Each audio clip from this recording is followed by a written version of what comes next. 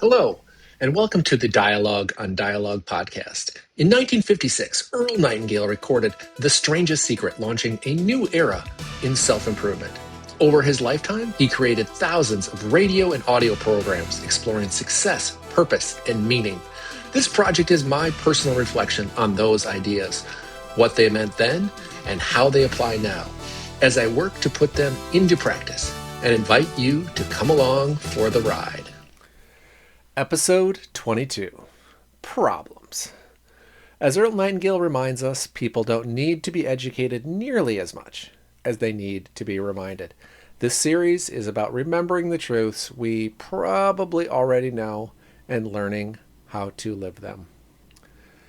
This episode is all about problems. And for me, it landed at just the right time. With my family and friends, I want to be someone that people can turn to when they're struggling. Not somebody who complains, panics, or avoids, but someone who can help think clearly and move toward solutions. Earl offers a framework here that's simple, direct, and surprisingly empowering. Earl begins by giving us 3 things to do when facing any problem. The first, believe that the problem can be solved and that you can solve it. Without that belief, you never really begin. Second, define the problem as clearly as you can. Vague problems lead to vague solutions. Precision matters. And third, think about the problem with positive expectancy. Don't dwell on what can't be done. Assume a solution exists and keep your mind oriented toward finding it. This isn't wishful thinking, it's disciplined optimism. It's choosing a mental posture that makes solutions more likely to appear. Earl then spends a good deal of time on one reoccurring problem: losing your job. This theme comes up fairly often in his work, probably because many of his original listeners had lived through the Great Depression.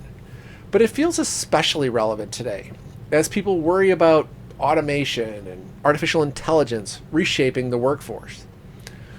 Earl tells an observational story about the unemployment offices of the day. They're always packed on Mondays. They're quieter midweek and nearly empty by Friday. He quips that if someone can't even spend a full week looking for a job, they probably aren't going to be the best employee. His underlying point is sharper. When someone is unemployed, a meaningful portion of that responsibility rests with the individual.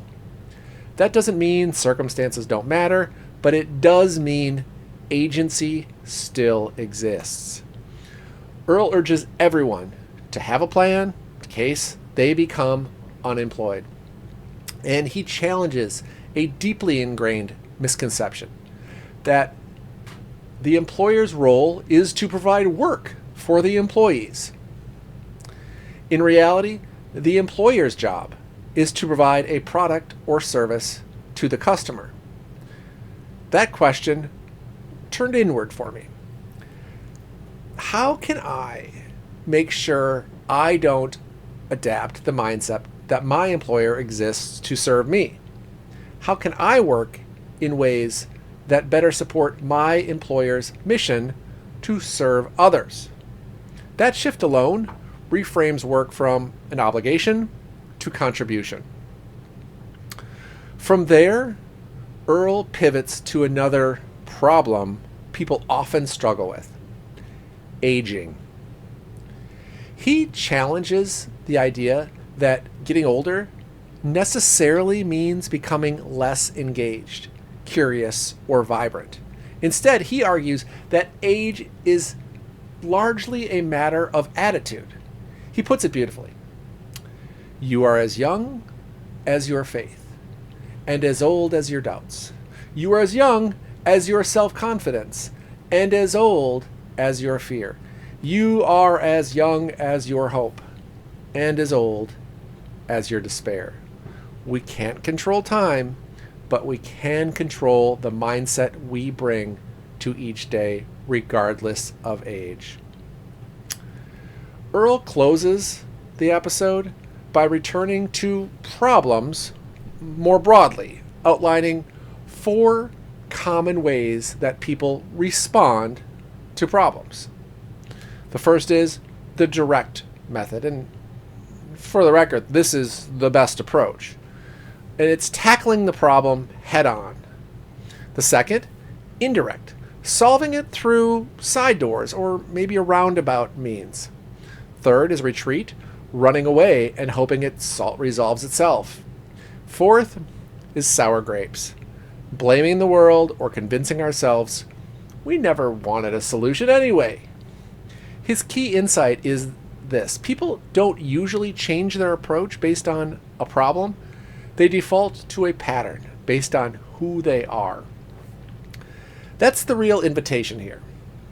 To notice our instinctive response and consciously move toward the direct, constructive approach. So episode 22 leaves me with these reminders. Problems are not signals to stop, they're invitations to think.